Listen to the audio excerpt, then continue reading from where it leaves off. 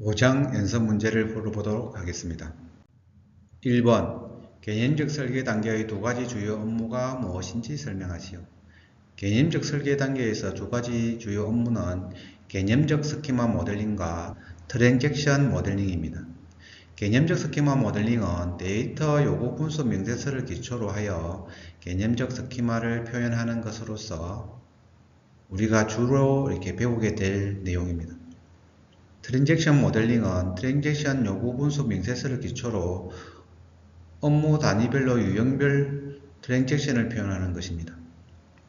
2번 2열 모델을 활용해서 개념적 스키마 모델링을 수행하는 순서를 바르게 나열하시오. 제일 처음에 해야 되는 게 데이터 요구 분수 명세서를 기초로 하여 핵심 개체 타입을 식별합니다. 그 다음 개체 타입 간의 관계 타입을 식별하고요. 그래서 개체를 식별하고 그 다음에 그 관계에 관련된 것을 식별합니다. 그 다음 관계 타입의 유형과 카더널리티를 결정한다. 관계 타입이 1대 1인지 1대 n인지 n대 m인지 관계 타입을 유형을 결정하고요. 그 다음에 카더널리티도 결정하는 게 좋습니다. 그 다음 개체 타입의 속성을 식별한다. 그래서 개체가 가지고 있는 속성이 무엇인지 표현을 하는 겁니다. 그 다음 개체 타입의 주 식별자, 즉 기본키 속성을 결정한다. 기본키 속성을 정해서 이렇게 시커멓게 칠한다고 그랬죠. 2열 모델을 활용해서 개념적 스키마 모델링을 수행하는 순서를 바르게 나열하시오. 데이터 요구 분수 명세서를 기초로 하여 핵심 개체 타입을 식별한다. 개체 타입을 먼저 식별하고요. 그 다음 개체 타입 간의 관계를 식별한다. 이 관계를 식별해서 이렇게 표기를 하죠. 관계 타입의 유형과 카더널리티를 결정한다. 그래서 여기에 1대 1인지 1대 n인지 n대 m인지 관계 타입을 식별하고 그 다음에 가능하면 카더널리티를 표현을 합니다. 그 다음 개체 타입의 속성을 식별합니다. 이제 속성이 뭐가 있는지 쭉 이렇게 나열을 하죠. 속성이 파악이 되고 난 다음에 속성 중에서도 기본키가 무엇인지 식별을 합니다. 기본키가 식별이 되면 이렇게 시커멓게 칠하도록 되어 있죠. 그 다음 식별한 개체 타입과 관계 타입, 개체 및 관계 타입의 속성을 ER 다이어그램으로 표현한다. 이제 그림을 그리는 거죠. 그 다음 ER 다이어그램이 데이터 요구 분석 명세서에 포함된 모든 요구 사항을 반영하는지 검증한다. 검사를 해야겠죠. 3번 다음 중 개체 식별 방법에 대한 설명이 잘못된 것은 1. 데이터 요구 분석 명세서에 주로 주어나 목적어로 표현된 것이 개체 후보가 된다. 그렇죠. 2. 개체 후보를 검토하면서 개체 이름을 변경할 수 있다. 변경할 수 있다고 그랬습니다. 3. 실제 데이터 수가 2개 이상 존재해야 최종 개체가 된다. 그렇죠. 그래서 데이터 수가 1개라면 굳이 개체로 식별하지 않는다고 했습니다. 4. 동일한 의미를 갖는 개체도 이름이 다르면 최종 개체가 된다. 동일한 의미를 가지면 두 개를 합쳐서 한 개로 표현할 수 있어야 됩니다. 4번 다음 중 개체 이름을 결정할 때 유의사항이 잘못된 것은 1. 가능하면 약어를 사용해서 간단히 표현한다. 약어를 사용하면 작성할 때는 알 수 있지만 시간이 지나면 잘 알 수가 없고 다른 사람이 봤을 때 잘 이해하지 못하기 때문에 가능하면 약어를 사용하지 않는 것이 좋습니다. 2. 이름의 일관성을 위해 이름 부여 규칙을 미리 정하는 것이 좋다. 그렇죠. 부여 규칙을 미리 정하는 것이 좋습니다. 3. 단수 명사를 사용한다. 단수 명사를 사용해야 되죠. 4. 현업에서 익숙한 표준 용어를 사용한다. 현업에서 익숙하면서도 뭡니까? 표준 용어를 사용하는 게 좋습니다. 5번 다음 중 관계 식별과 관련된 설명이 잘못된 것은 1. 데이터 요구 분수 명세서에 주로 동사로 표현된 부분을 관계로 식별한다. 그렇죠. 2. 식별된 개체 가운데 관계로 표현하는 것이 적합한 것은 관계로 전환한다. 개체도 관계로 표현하는 게 좋은 게 있으면 관계로 전환하는 게 맞습니다. 3. 관계는 개체와 관련된 업무 수행 규칙에 해당한다. 그렇죠. 4. 한 번 설정된 관계는 변경하기 어려우므로 신중히 결정해야 된다. 그렇지 않죠. 업무 규칙이 변경됨에 따라 관계도 변경될 수 있음을 염두에 두고 관계를 식별해야 합니다. 6번. 다음 중 속성 식별과 관련된 설명이 잘못된 것은 1. 데이터 요구 분석 명세서에서 개체나 관계를 설명하는 명사를 개체의 속성으로 식별한다. 그렇죠. 2.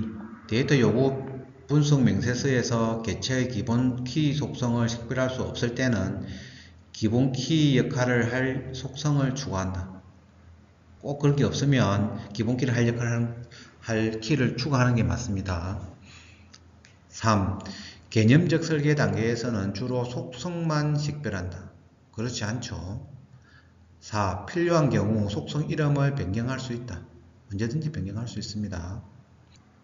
개체와 관계를 식별할 때 주요 속성을 먼저 식별하지만 모든 속성이 정의되어야 개체와 관계가 완성되므로 개념적 설계 단계에서 가능한 모든 속성을 식별해야 한다. 그렇죠. 그래서 주요 속성만 식별하면 안됩니다. 가능한 모든 속성들을 다 나열해서 파악해야 되는 게 맞습니다. 7번 가로 안에 적합한 단어는 피트첸 표기법에서 관계는 한 개 이상의 개체를 실선으로 연결하는 뭐뭐로 표현하고 뭐뭐를 실선 위에 표시한다. 관계는 마름모로 표현한다고 그랬죠.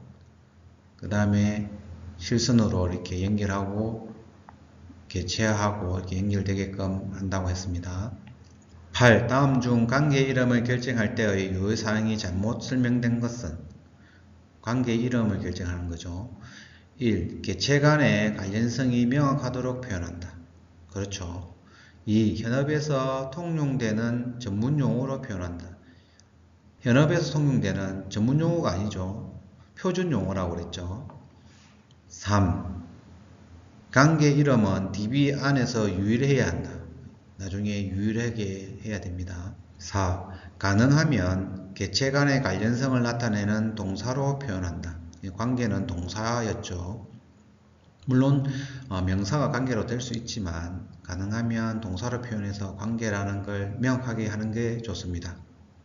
9번 개념적 설계 단계에서 아래 2열 다이어그램을 작성한 다음 정의한 제약 조건으로 적절한 것은 문화센터 개체와 강좌, 강의실 개체가 있습니다. 그 다음 개설하다와 배정하다의 관계가 있고요. 여기에서 적절한 설명이 무엇인지 찾아보면 1. 각 문화센터의 센터장은 1명이다. 문화센터에서는 여기 강좌에서 문화센터장이 여기 있죠. 여기서 뭡니까? 1이라고 표현이 되어 있죠. 그래서 센터장은 1명이다. 2. 강좌마다 강의실은 1개씩 배정된다. 강좌마다 강의실은 1개씩 배정된다. 이렇게 되어 있죠. 3. 강좌명이 동일한 강좌라도 개강 일자가 다르면 새로운 강좌로 본다. 여기에서 강좌명이 강좌번호고 강좌명이 있죠. 강좌명이 같아도 개강 일자가 여러 개의 두플로 만들어지면 다른 강좌로 보겠죠. 4. 강좌명이 동일한 강좌는 여러 번 개설될 수 있으나 한 분기에는 한 번만 개설된다. 그런 제약 조건 여기에 없는 것 같아요.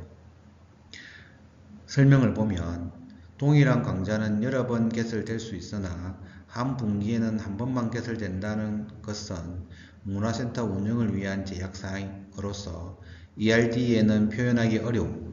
따라서 이런 제약사항을 만족시키기 위해서는 별도의 응용 프로그램을 작성하여 한 분기에 동일한 강좌명을 갖는 강좌가 2개 이상 삽입될 때 오류 메시지가 표시되도록 처리해야. 그래서 이 같은 경우에는 ERD에 표현하기에는 무리가 있기 때문에 프로그램을 만들 때 데이터 플로우 다이어그램이 있습니다. 이 DFD에다가 표현을 해서 분기별로 한 개만 강좌가 개설되도록 표현할 수 있습니다. 여기서는 ERD에서는 DFD 기능이 없기 때문에 여기서 알 수가 없습니다. 10번 식별자에 대한 설명이 잘못된 것은 1. 식별자는 개체가 존재하는 동안 값이 변경될 수 있다. 식별자는 개체가 존재하는 동안 변경되지 않아야 됩니다. 식별자는 반드시 유일한 값을 가져야 한다. 그렇죠. 개체의 특성을 대표할 수 있는 식별자를 기본 키로 결정한다. 그렇습니다. 기본 키의 속성이 그렇고요. 지금은 우리가 설계 단계이기 때문에 식별자라고 하는데 이 식별자가 나중에는 기본 키로 이렇게 변경이 되겠습니다. 4. 모든 개체는 반드시 하나 이상의 식별자를 포함해야 한다. 그렇죠. 한 개씩 포함해야 됩니다. 11번 속성 이름을 결정할 때의 유의사항은 잘못된 것은 1. DB 안에서 유일한 이름을 부여해야 한다. 맞죠? 2. 속성 이름을 다시 하겠습니다. 2. 속성 이름 앞에 개체 이름이 포함되지 않아야 한다.